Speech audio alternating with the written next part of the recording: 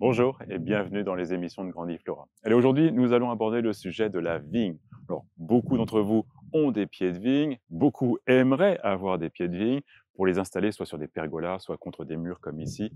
Enfin, voilà, profitez de ces fruits qui vont arriver sur la fin de l'été, l'automne.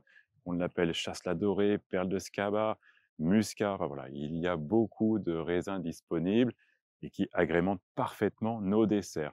Mais avant d'en arriver et de nous donner des bons fruits, eh ben, les plants de vigne, comme beaucoup d'autres plantes dans le jardin, traversent différentes périodes de la saison et sont surtout victimes des aléas climatiques. Alors aujourd'hui où nous filmons ces images, nous sommes le 13 mai, Saint-Servais, en fait le dernier saint des saints de glace. Donc en principe, la partie gelée est derrière nous. Par contre, il y a d'autres inquiétudes qui vont arriver. Alors on vient de traverser une semaine assez exceptionnelle avec des températures relativement élevées, un bel ensoleillement.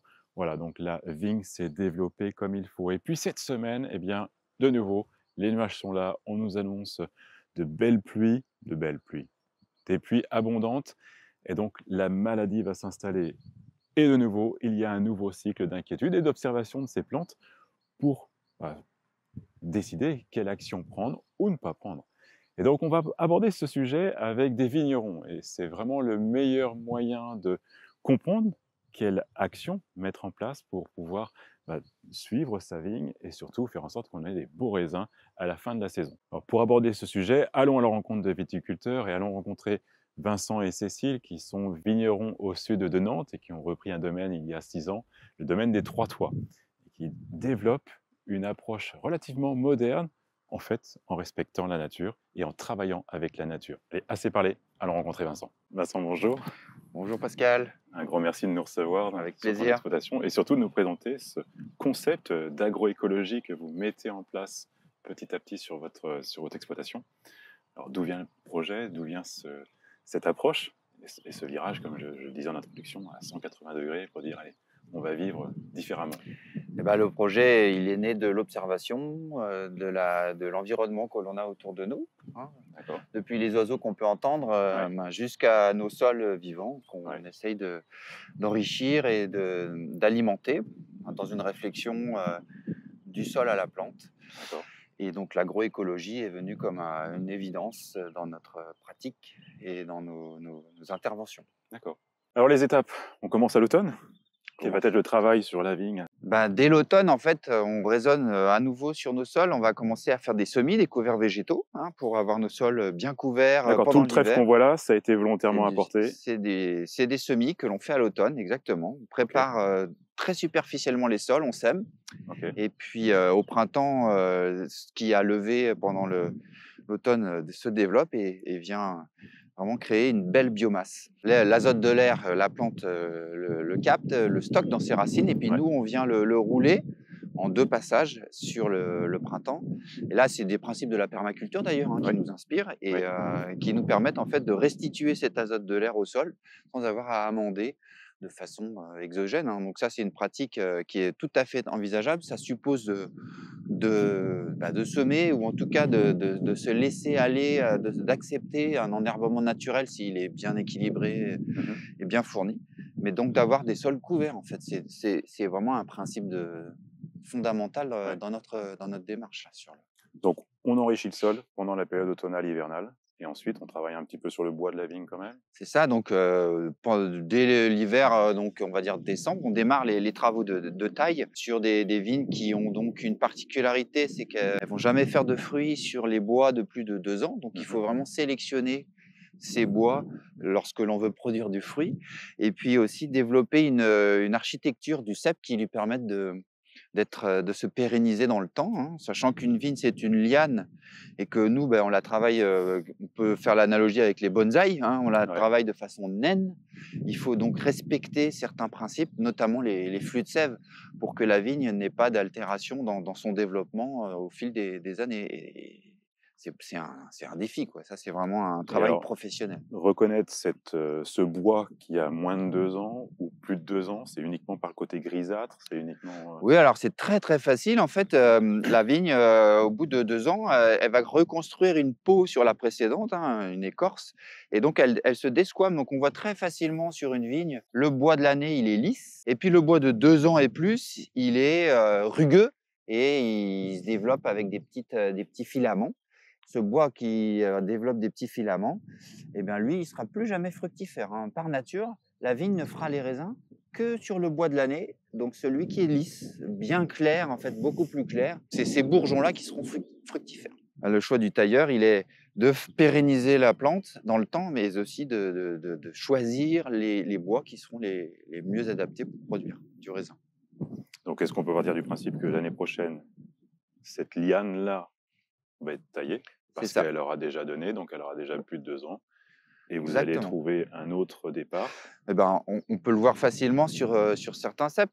En fait, le tailleur, il a exactement ton raisonnement, Pascal. Donc, il va sélectionner son bois fructifère, mais Mmh. il va surtout sélectionner ce qu'on appelle des coursons, qui vont permettre de développer des sarments cette année en 2024, qui, eux, ces sarments-là, ben, fourniront le bois de taille, c'est-à-dire les bois fructifères, pour 2025. Et même sur le courson, on a le bois de 2026 qui est dans le flux de sève. Ah oui, Voilà.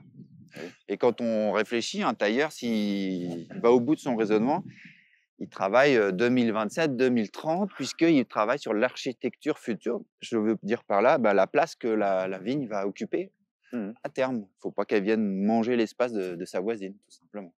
Et là, on se retrouve tous au niveau de l'agriculture, c'est se projeter. Donc après la taille, bah après il y a la question stressante de l'observation du printemps et puis des gelées. Alors en 5 ans, vous vous êtes installé en 2019, hein, je crois, hein, c'est ça? Ça. En 5 ans, vous avez vécu 4 gelées tardives. Donc voilà, comment est-ce que vous abordez le sujet de cette de lutte et comment vous allez pouvoir, enfin comment vous réussissez à préparer des actions qui font que Voilà, donc là, c'est multifactoriel ouais, évidemment. ouais. On ne va pas parler des rythmes des saisons et des printemps très précoces que l'on a maintenant, Mmh. puisque ça, tout le monde les connaît. Sur notre plante, ce qu'on fait, ce qui est vraiment très, très visible, c'est de pratiquer la taille tardive. Alors, la taille tardive, en fait, ce qui se passe, c'est que la vigne, quand elle démarre, étant donné qu'elle est une liane, elle a un principe de développement qui s'appelle l'acrotonie. Donc, elle va Mmh. aller développer les bourgeons les plus éloignés du pied en premier pour favoriser l'exploration, puisque D'accord. dans sa nature, elle pousse dans un arbre. Donc, son travail, c'est d'être le plus vite possible en haut de la canopée pour capter les rayons du soleil.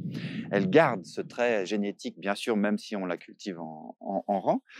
Et donc ça veut dire que si on laisse des bois un petit peu longs, on va avoir des bourgeons apicaux, ceux du bout des baguettes, en fait, qui vont se développer en premier et qui vont inhiber, laisser dans le coton, dans leur protection hivernale, les bourgeons qui sont plus bas. Donc D'accord. on fait une pré-taille, on laisse ces longs bois et ils démarrent dans leurs extrémités. Et puis fin mars et début avril, on repasse. C'est un engagement, Ouais, c'est ce que une j'allais dire, ouais. gestion un Ouais, petit peu compliquée là, le modèle sur économique, le domaine pour ouais, retailler, rabattre, on dit raccourcir quoi ouais, et plier la baguette sur le fil et de d'accord. ce fait, on gagne, 5, 8, 10 jours dépendamment de l'emplacement et du cépage de démarrage, ce qui peut suffire à sauver la récolte, tout D'accord, simplement. OK. Donc ça, c'est il y a quand même une période où on parle des seins de glace là, on y est, on les conclut aujourd'hui. Ça veut dire que malgré tout, on peut pas attendre mi-mai pour faire ce travail. Ah non, Donc il y a quand même une phase risque. Est-ce qu'il y a d'autres éléments, d'autres oui. facteurs, Alors, les autres facteurs, ben, il y a la protection mécanique. Donc nous, ici, on dispose d'un outil qui est un gros ventilateur horizontal d'extraction, en fait, de l'air froid, puisqu'on a la chance ici d'avoir un secteur en coteaux. L'air froid s'écoule vers les points bas d'accord. et on essaye de sortir l'air froid avant qu'il ne s'accumule trop sur les points bas. Et en 2022, on a réussi en 2023 même, à protéger, vraiment une bonne partie de ce secteur, hein, de façon très efficace. Donc c'est un ventilateur donc qui repousse l'air froid ou qui Voilà, le on appelle laisse? ça un puisard inversé en Un fait, puisard hein. inversé? Au lieu de voilà de brasser comme ça en surface ou de rabattre, Ouais, nous on vient on extraire. Donc expulse. ça aspire l'air et Ouais, vu la cheminée, ça le propulse, excellent. quelques dizaines de mètres, hein. D'accord. Donc ça nous permet vraiment de générer un espace on va dire protégé, en tout cas, OK, moins froid dans d'accord, l'accumulation, hein. d'accord. Donc, voilà et puis, ben, il y a aussi alors on essaye un petit peu d'explorer ce principe-là. Le Mmh. couvert végétal, même si, l'herbe a la réputation d'amener de l'humidité, donc Ouais, de la gelée ouais, blanche, ouais. le couvert végétal, quand il est puissant, riche, vraiment, plein d'énergie, j'ai envie de dire et ben, il a cette faculté un petit peu de générer un milieu un peu moins stable dans les couches d'air froid et de protéger un petit peu la vigne. On espère même avoir suffisamment de végétation pour englober le fil, c'est-à-dire là où se trouvent les bourgeons qui sont naissants et qui sont D'accord, à risque. d'accord. Donc Donc ça veut dire protection que naturelle physique. ce trèfle et toutes les herbes que vous laissez, Le vous faites en seigle, sorte, au contraire, qu'elles viennent cacher, c'est la ça. vigne pour la On protéger. essaye un peu de Excellent. la mettre dans un petit cocon, quoi, hein. Ouais, Donc ça, c'est tout ça, bien sûr, ce sont et des expérimentations et une prise de risque. bien sûr. La prise de risque, elle est dans le sens où, malheureusement, on gèle plutôt, début avril et non plus au sein Mmh, de glace. mmh. Le sein de glace maintenant, notre couvert végétal, si on ne l'avait pas, commencé à le détruire, il mesure 1,50 Bah oui, m bah oui, largement. ouais, Donc la vigne, elle est englobée, ouais, ouais, ce qui fait une protection physique ouais. évidente. Comme on va couvrir Mmh, son sa plante préférée, mmh. pour pas qu'elle gèle, hein. Vraiment le même principe. Alors protection contre le gel, mais on le voit aussi, on va apparaître maintenant et on le disait avec cette humidité qui risque d'arriver, cette semaine, c'est pas qui risque, qui est programmée et qu'on va avoir, qui vient après une belle semaine où on a eu, de bonnes chaleurs et un bon ensoleillement. Donc, le milieu, c'est son festival, il va adorer. Donc là, il y a des traitements qui se mettent en place. Comment est-ce que Donc le mildiou, ou l'oïdium aussi, puis ouais. toutes ces maladies fongiques, hein, elles font partie de notre vie et de Mmh. notre environnement. Alors le premier point essentiel, c'est l'observation, en Ouais. fait, hein, mesurer ses quantités de pluie, mesurer les taux d'humidité, observer sa vigne évidemment, voir Mmh. si elle a des faiblesses et anticiper. Donc l'anticipation, déjà ça part de l'historique. Est-ce que l'année dernière j'avais, un sujet, une maladie, puisque ce sont des maladies fongiques qui vont, générer, des œufs, en fait, Mmh. des œufs d'hiver qui restent dans le sol et puis qui se redéveloppent au printemps. Donc ça, c'est une première donnée qu'il faut avoir en tête. Est-ce que j'ai un risque potentiel? Le deuxième sujet, c'est d'avoir un espace, bien aéré. Vraiment, et quand je dis un espace, bien sûr, c'est la culture, mais aussi et peut-être même surtout la plante. Faut Donc que ce c'est soit pour ça ventilé. que Faut que ça soit on la taille, on la répartit sur le fil porteur, mais aussi on fait attention à des fois ébourgeonner. Donc, quand il y a plusieurs entassements qui s'amènent, eh ben, on va éliminer les petits morceaux qui viendraient en créer un peu d'entassement. Voilà, on voit très, très bien ici, mon propos là s'illustre parfaitement. J'ai beaucoup trop de végétation au même endroit, donc j'enlève, les parties qui ne m'intéressent pas et qui me permettent en fait d'aérer, mmh. de pas créer un milieu humide entassé et puisque ces champignons-là, ils adorent les milieux confinés et humides. Alors ça me permet, parce que je rebondis sur c'est tous les conseils que je donne pour le rosier, pour éviter. Alors, est-ce que les rosiers, vous en mettez justement dans cette approche observation? Est-ce que vous en avez pour vous donner cette, Oui, indication? alors Ah, ça, c'est vraiment un point super important, ouais, effectivement, on aimerait en mettre partout, d'abord, parce que c'est joli, oui. et puis que c'est, traditionnel et c'est important aussi dans notre métier, hein, là, c'est un petit côté culturel. Le sujet, c'est que, si ton rosier, il porte la maladie, tu es foutu. Ah oui, c'est ça, c'est trop C'est que tard. ta vigne, Ça y OK, est, dans 2 jours, 3 jours, elle d'accord. va aussi, subir les conséquences de ce parasite, mais nous, notamment en agriculture biologique, on n'est pas capable de répondre à une maladie déclarée. Mmh. On ne peut qu'anticiper et je trouve que c'est plutôt intéressant et motivant pour le cultivateur, ou le jardinier. C'est que c'est son observation, sa connaissance fine et du végétal et de l'environnement, incluant la météorologie, l'aspect terroir en fait, hein, globalement, qui permet d'anticiper tout ça. Donc certes, le rosier, on aimerait bien en mettre, ça Mmh. prend du temps, Ouais, voilà, ouais, c'est ouais, des choses qui ouais. non, non, ce qu'on fait beaucoup plus, c'est observer notre végétal et puis anticiper avec des préparations en fait, donc dans notre démarche d'agroécologie, on utilise les plantes. Alors on a parlé du couvert Ouais. végétal, mais on l'utilise aussi dans nos pulvérisations puisque nous, on est amené à n'utiliser que des produits, alors certes, naturels, classés naturels, aucune molécule de synthèse, donc ça va avec la bouillie bordelaise, mais surtout on utilise les plantes et pour le mildiou, on pulvérise, des décoctions D'accord. de prêle. D'accord. Hein, la prêle est vraiment une plante bien, bien adaptée à ce principe de, on va dire, de lutte Oui. et de maintien Mmh. dans une petite activité du mildiou. Il est là le mildiou, les champignons sont là, d'autant plus présents que nous, c'est une de nos démarches. Les champignons du sol, les bactéries du sol constituent vraiment notre pierre C'est angulaire dans la votre force, réflexion. c'est Il votre force, faut ouais. qu'il y ait Bien un sûr. milieu champignon très actif Ouais. pour que les sols soient vivants. Donc on va accepter la présence du mildiou. Ce qu'on va juste faire, c'est en fait renforcer notre plante. Ouais. La prêle, samedi, on a vraiment fait une belle pulvérisation, prêle ortie, hein, qui D'accord. vient aussi renforcer les défenses immunitaires de la plante, la stimuler dans cette pousse. Tu parlais d'une très belle semaine ensoleillée, la vigne adore ça. Donc là, Ouais. effectivement, elle se lance. On la voit là, il y a Ouais, une belle ouais, ouais, verticalité ouais. avec des pousses très très fragiles, hein, et très sensibles aux maladies. On les couvre, on les stimule, on renforce la plante et on espère vraiment qu'elle va pouvoir en fait durcir son feuillage et C'est se ça. protéger des champignons. Tout est dans le jeu des fibres et de la structure de la plante pour, qu'elle soit mieux équipée pour lutter. Complètement, vraiment. Alors on voit qu'il y a aussi d'autres attaques, je vois des petites boursouflures là sur les feuilles, donc après ça, ce sont des petits ravageurs, c'est des petits nuisibles. Voilà, on voit très bien là, Comment bien est-ce qu'on sûr. lutte? Et est-ce qu'on lutte d'ailleurs? Alors, bon, ça c'est les rhinos, donc c'est un petit Ouais, acarien qui se nourrit de la sève, ouais. qui n'a aucune conséquence sur et la production et la santé du Ah bah, végétal. là Donc, quand on voit une plante comme ça, toi tu t'inquiètes pas non, quoi? alors en fait, il y a des raisons là. Ce qui se passe, c'est que, étant donné qu'on a eu quand même des semaines très froides, Ouais, la vigne, elle avait démarré en avril et puis les semaines très froides ont fait que la pousse a été plus que lente, elle a été quasi inexistante. d'accord, Donc les petites feuilles fragiles ont été à la merci des parasites. d'accord. Donc en fait, dès que la végétation va se lancer ici, tout ça ne sera même pas qu'un mauvais souvenir. Les parasites sont les bienvenus lorsqu'ils prennent une place qui est la leur et non pas toute la place. Le principe de l'agroécologie, voire de la permaculture, c'est d'accepter cette partie-là. S'ils sont là dans la nature, dans le système, c'est qu'ils ont une petite fonction. Il faut l'accepter. Il D'accord. faut faire en sorte qu'elles ne viennent pas perturber la culture.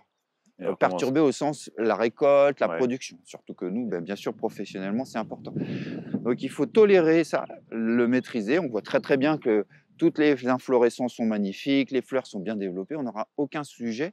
Dans quelques semaines, on ne les verra même plus en fait. d'accord. Donc, Mais alors donc tu dis quand même de le maîtriser, ça veut dire que tu as quand même une action de d'effeuillage ou alors voilà, les feuillages, mécanique? non, non, je ne vais pas Non? limiter les populations. Surtout les premières feuilles, il faut les conserver. D'accord, Finalement, la pulvérisation d'ortie, elle est là pour stimuler la plante et justement laisser passer d'accord, cette petite crise là, parasitaire OK, en donnant de l'énergie et de la force à la plante. d'accord, Il y a des moyens de lutte sur ces parasites-là, il suffit d'avoir une biodiversité vraiment renforcée. On a des parasites de l'érinose qui existent, le triflodrome, les petits oiseaux peuvent faire leur effet aussi sur la chaîne alimentaire en fait, mmh, et par ricochet, arriver à limiter la pression de ces araignées-là. d'accord. Donc nous, pour le particulier qui va avoir une vigne chez lui, bon, tu l'as bien expliqué par rapport au mildiou, par rapport, voilà, à ces mouvements climatiques qui vont faire que les maladies vont arriver, on traite avec, purin et prêle. Si on voit ces boursouflures, on s'inquiète pas. Pas du tout, On aucun laisse, sujet, aucun aucun sujet. sujet. On laisse la plante prendre son élan et ce sera vite oublié. Et donc dans les semaines à venir, les mois à venir, avant les vendanges du mois de septembre, quelles sont encore les observations et les craintes qui vont faire que, voilà, vous êtes c'est pas le repos, c'est pas parce Ah que les gelées non, sont là c'est passées qu'on se dit: «Ça y est, ah, c'est gagné». c'est le début de la grande aventure, hein. Donc, Ouais, bien sûr, continuer à observer, hein, surtout être très, très vigilant dans cette phase là où les inflorescences, elles commencent à se détacher. On va vraiment avoir une période ultra sensible, hein, pour la vigne ici. C'est-à-dire pourquoi que, alors? Pourquoi ultra sensible? bon, déjà, quand elle est dans cette phase là de développement, elle consacre toute son énergie à sa fructification, au développement de ses inflorescences et Ouais, ces inflorescences-là sont très, très sensibles aux maladies. C'est un support vraiment agréable pour un parasite. d'accord. Donc il faut absolument protéger la plante à ce moment-là.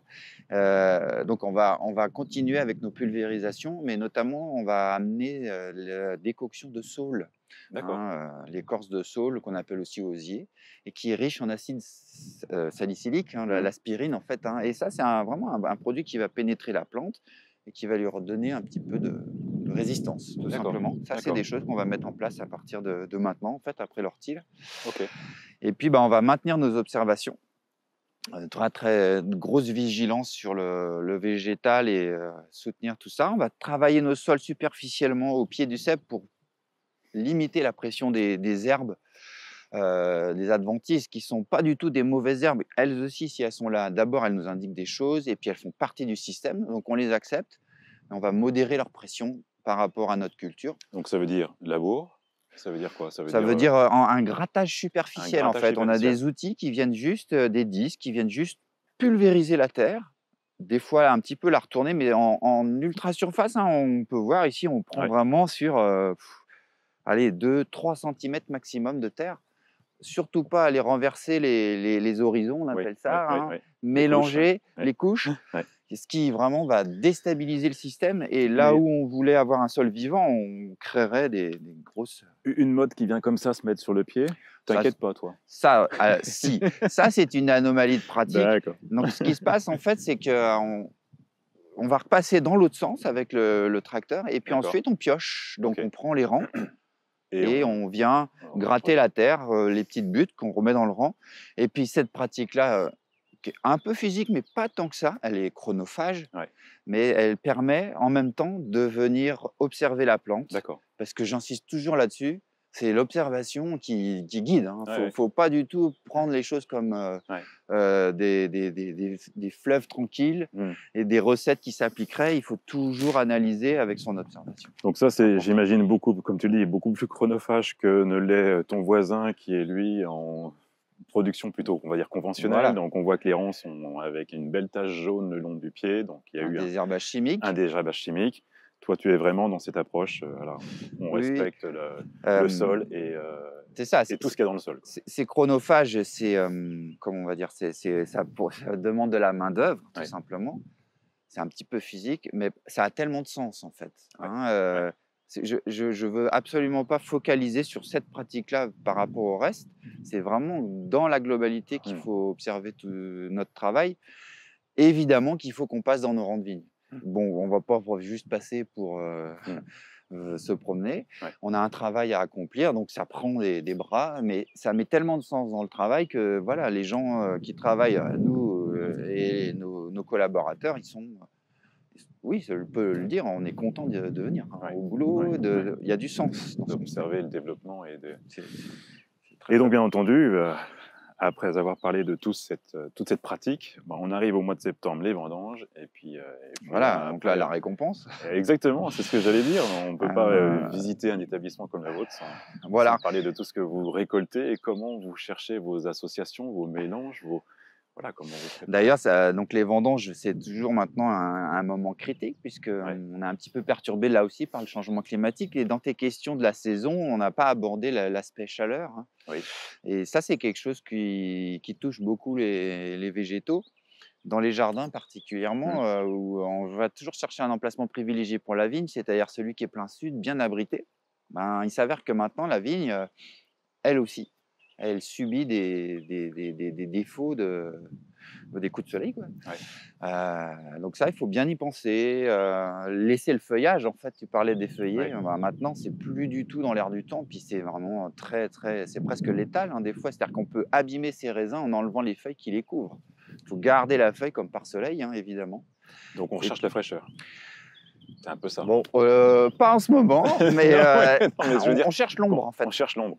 On Alors, cherche est-ce l'ombre. que, alors, On on le cherche voit l'ombre. effectivement en limite de vos parcelles, on voit tous ces développements bah, de fagots, de bois allongés C'est ça. et de production. On voit que vous avez fait quand même quelques On a planté plantations, des arbres, vous avez implanté des arbres. Et alors, est-ce que c'est pour cette bah, oui, oui, recherche, entre bien autres? sûr. Donc dans l'agroécologie, il y a l'agroforesterie, il y a la Ouais, présence de l'arbre et l'arbre en termes de protection, il a vraiment beaucoup de vertus et de plus en plus, on est tenu de se protéger du soleil couchant, en fait.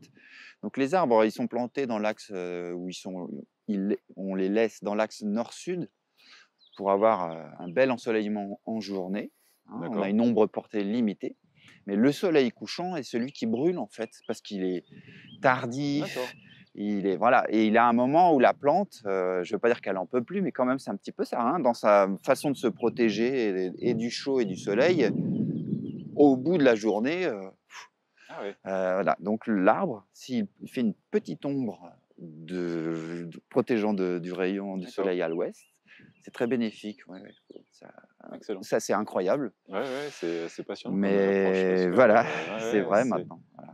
alors Alors du coup, ça surtout, veut dire qu'on met un rang tous les combien? Parce que l'ombre à un moment donné, là, ça dépend de sa ouais, topologie, des végétaux présents. Nous, ce qu'on a fait, c'est qu'on laisse une cinquantaine de mètres entre deux bocteaux. Donc les bocteaux, c'est un peu plus qu'une haie, ça fait 6 mètres de large. d'accord, Et 50 mètres, l'influence d'un bosquet, d'un bocteau, c'est une vingtaine de mètres. Ça nous permet vraiment d'avoir une parcelle, on va dire, protégée d'accord. de façon optimale. Et les premiers rangs sont pas plus impactés quand même par cette ombre malgré tout, très proche de la haie par Alors, pas dans nos observations, ça d'accord, va OK, dépendre des essences en fait qui sont à OK. proximité. Et ça, c'est vrai qu'il y a des essences d'arbres qui sont assez, qui sont assez agressives pour Ouais, une culture. Donc, il faut éviter le chêne, par exemple, ou tout ce qui est conifère, épineux. d'accord, Pas épineux, bien sûr, résineux. résineux, Et, et puis ensuite, ce qu'on essaie de faire, nous, c'est de générer un système qui coexiste. Donc, on va travailler les champs mycorhiziens, hein, donc les racines qui se développent, que ce soit la vigne ou les arbres, qui vont finalement se rencontrer et communiquer. Et puis, ce qu'il faut imaginer, c'est la genèse, c'est-à-dire on crée ce système à la naissance des plantes, des arbres et de la vigne. Et donc, en fait, elles vont mmh, se co-développer. d'accord. Et ça va faire partie de l'environnement dans lequel elles grandissent, quoi. Il faut accepter, à nouveau, c'est comme l'herbe, il faut accepter la cohabitation, ouais, de différentes plantes. Et alors ces alignements-là, c'est pour la faune? C'est pour, Beaucoup d'avantages, hein, les beaucoup d'avantages? SH, en fait, elles vont permettre vraiment à la faune auxiliaire Tu appelais ça de des s'installer. On appelle ça des andins, des et qui andins, constituent une SH. une On n'a SH? pas planté, on plante sur le premier tiers et puis les 2 autres tiers, on les laisse comme ça, monter avec des andins, alors que ce soit des ceps, des vieilles vignes arrachées ou des bois qu'on a émondés. Et ça nous permet vraiment de créer un réceptacle pour, les arbres qui vont peut-être, égrener ceux qu'on a plantés, mais aussi les arbres, la flore qui s'installe spontanément et D'accord, toute une faune auxiliaire. Et il ne faut pas la négliger, cette faune auxiliaire. Elle fait pas du tout partie des, besoins de la vigne, pas du tout. Mais en fait, elle fait partie de l'équilibre du système. ouais, Et sans faune auxiliaire, ah bah là, on parlait des parasites tout à l'heure, mmh, il est évident qu'il y a des parasites qui vont trouver que notre vigne est délicieuse et sans concurrence, sans terrain déjà occupé par d'autres bestioles, bah, vont trouver que l'endroit est magique ouais, et vont ouais, manger notre vigne, ouais, tout OK. simplement. Bon, alors nous, on va passer à la dégustation. On déguste, On avec déguste? plaisir. Allez-y. C'est un petit moment intellectuel. C'est ça. Bah voilà, disons un vrai chêne nantais, hein, avec les cuves enterrées. Là, on est dans la pure tradition du terroir. Le terroir, ça part de la vigne, mais ça va jusqu'au chai, évidemment. Bien sûr. Le chai, en fait, c'est là que l'on réceptionne le raisin, que l'on accueillit au bon moment, hein. Ça, c'est très important, d'avoir la chance de pouvoir vendanger, ramasser ses raisins au bon moment. C'est-à-dire pas de problème climatique, attendre une belle maturité, juste ce qu'il faut. Et puis ici, on ramène le raisin, on le presse et on fait couler le jus de raisin dans ces cuves qui sont dans le sol. Ça, D'accord, c'est une vraie spécificité des chais nantais où l'ensemble de la cuverie est enterré. Donc en fait, OK, c'est rempli de cuves ici, d'accord, mais en sous-sol. d'accord. Voilà. Et tu le dis, c'est une spécificité nantaise parce qu'effectivement, on voit toutes ces barriques dans tous les autres chais qu'on peut voir dans les autres régions de France. Alors, c'est une spécificité nantaise liée, notamment à l'élevage que l'on fait. On fait un élevage sur lit, le muscadet sur lit. Et en fait, c'est intéressant d'avoir ce temps de décantation souterrain. C'est très calme. D'accord. Ça subit peu les changements de température. C'est vraiment quelque chose qui nous donne c'est un outil idéal pour notre élevage sur lit. Ouais. Et c'est ça l'origine? Oh, pas vraiment. Pas vraiment? D'accord, Ça a longtemps été fait en fût. Voilà, il y a eu cette technique qui est arrivée, dans le vignoble autour de la Seconde Guerre mondiale là d'accord, et qui nous a envahis, mais à juste titre et avec d'accord. en fait, ça a été une très belle découverte. Au-delà du gain de place, hein, qualitativement, c'est super. Donc la récolte est déposée Voilà, dans dans les dans les cuves, cuves. donc c'est le jus de raisin en fait, hein. Ouais, Sans les Donc pots, le donc il a vin déjà été blanc, pressé, il a déjà été pressé. voilà, le vin blanc, on dit que ça fermente en phase liquide. La vinification, c'est en phase liquide, c'est le jus de raisin seulement et il fermente dans ses cuves et puis une fois que les fermentations sont terminées, c'est-à-dire que tous les sucres sont consommés, on ferme les cuves, on dit comme ça. Donc D'accord, on le voit bien là sur cette plaque, voilà, il y a la la plaque, on pose la plaque sur la cuve et elle est pleine à ras, hein, de vin et puis on laisse le temps faire son d'accord, œuvre maintenant. C'est l'élevage plus ou moins prolongé sur les lits. d'accord. Combien de temps à peu près? Ben, ça varie. On a déjà fait des mises en bouteille là, pour le 2023 de 7 mois à on a des cuves qui sont là pour des années. Ah oui? Voilà, hein, donc dépendamment du potentiel, de la parcelle et puis aussi de l'objectif de la cuvée que l'on s'est donné, hein. L'élevage, en fait, on peut vraiment faire l'analogie avec le comté. On a tous maintenant la culture du comté. Le Mmh. comté jeune, il est fruité, puis le comté affiné, il est salé, hein, vraiment. Mmh. Et ben, c'est exactement la même chose pour le vin, pas du tout dans le même registre Oui, évidemment, oui. mais avec le temps, on va faire apparaître de nouveaux arômes et d'autres vont s'estomper, hein, au profit des arômes plus, on va pas dire plus nobles, mais plus fins, plus salins, et cetera. C'est D'accord. ça. Donc le temps affine le vin, exactement. Et ça, c'est votre recherche, vous, sur l'exploitation des 3 Toits, de chercher à se différencier parce que vous allez chercher à faire des assemblages ou alors laisser vieillir plus longtemps? Bien C'est dans sûr, votre approche? 1er point, hein, ces différentes cuves vont nous donner la faculté de faire des assemblages, hein. Donc assembler, c'est vraiment marier des goûts, des potentialités, des points forts et des points faibles. J'aime bien cette idée-là aussi. Nul n'est parfait, on le sait très, très bien. Bah, c'est exactement pareil pour les vins et les assembler, ça va vraiment donner de la force. Et pourquoi on a des assemblages et de différentes cuves? C'est parce qu'on vinifie par parcelle. D'accord. Une parcelle, une cuve et comme ça, Ah oui, on a vraiment un caractère, très propre à l'endroit, à la date. On parlait des dates de vendange, ben, fatalement, c'est pas tout vendangé le même jour, mmh, donc on a des aspects différents les uns des autres. On parlait de terroir. Au sein du domaine, il y a des parcelles qui parlent différemment d'autres et qui donnent des résultats parfois opposés, en fait, hein. d'accord. Certaines sont fortes, opulentes, d'autres sont très discrètes, mais très fines et très tendues. Donc il faut marier tout ça à travers les assemblages, ouais, Et exactement. alors 20 hectares, ça se résume en combien de cuves, en fait? C'est pas que ce qu'on Alors, a là, alors du coup? malheureusement, là, je peux pas répondre. Bah, en D'accord. fait, les aléas climatiques nous amènent à avoir une variabilité, Ouais, complète, hein, sur les récoltes. Mais, on va dire que nous, sur notre domaine, en conditions, on va dire normales, en vitesse de croisière, on serait à même de générer une grosse dizaine de cuves, de vraiment de styles bien différents. Mais au-delà de ça, tu peux générer bien plus de cuvées puisque tu assembles mmh, avec des proportions que tu choisis.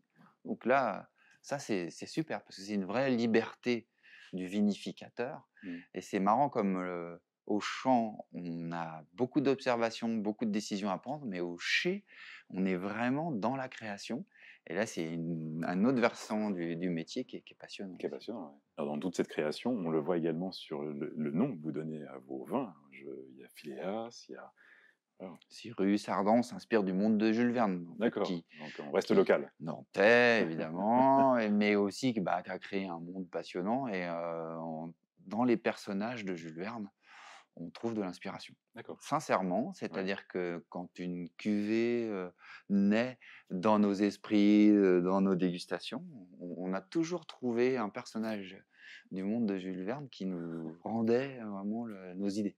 Voilà et on a aussi, une gamme qui est beaucoup plus sur la notion de plaisir, Mmh. instantané ou pas forcément instantané, mais en tout cas sur le côté, moi j'aime bien dire le drink.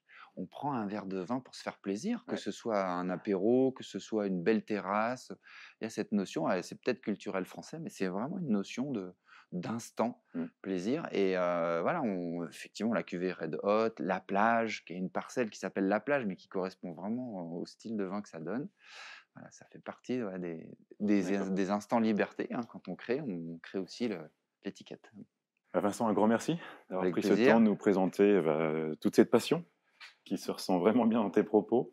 Alors bien entendu, vous êtes ouvert, pour vendre en direct et là, vous accueillez tout le monde, dans votre chai Vous faites également des ateliers, je crois, hein, c'est ce que tu disais dans la taille, tu parlais de Atelier la taille. travaux en verre, atelier assemblage pour créer sa cuvée, D'accord, justement. tu fais ça aussi? Voilà. D'accord, donc bon, on a plein de choses à découvrir avec vous. Puis également, vous avez des expositions, je crois que vous organisez des expositions. Tous les ans, on héberge, on reçoit un artiste D'accord, dans notre chai et ça démarre le 25 mai, là, cette année, OK, avec des artistes nantais peintres cette année. super. Bon, bah, écoute, encore un grand merci. Voilà, j'espère que vous prendrez le temps de venir échanger avec, Vincent et Cécile sur justement leur passion et puis surtout leur choix de vie, parce que c'était quand même, comme on le disait en introduction, un retournement à 180°. Donc vraiment une expérience qui est passionnante à partager, autour du vin et autour de la vigne. Vincent, un grand merci et puis surtout, on se redonne rendez-vous dans 2 mois, comme ça on verra une nouvelle étape de la culture pour cette préparation, La vigne pour, aura bien changé. la vigne aura bien changé. Et puis nous, ben, on se retrouve la semaine prochaine, et quelle que soit la météo. Jardinez bien. Santé.